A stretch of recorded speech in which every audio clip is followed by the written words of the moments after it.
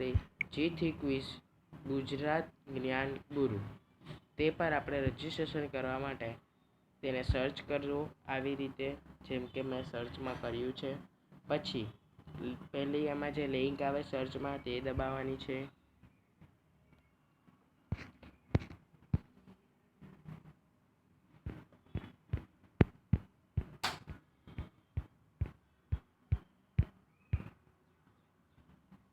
પછી પહેલા ખાનામાં તમારે તમારું નામ લખવાનું રહેશે.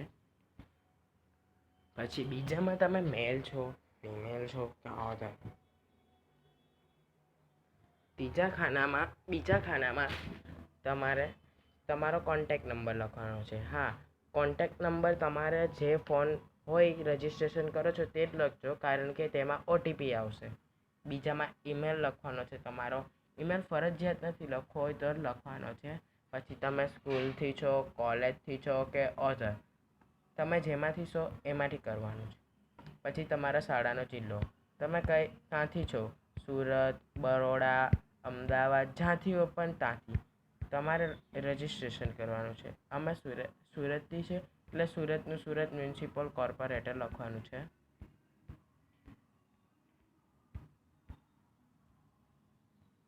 બીજામાં તમારા શાળાનો તાલુકો, તમારી શાળા ક્યાં આવેલી છે, કયા તાલુકામાં આવેલી છે તે લખવાનું છે.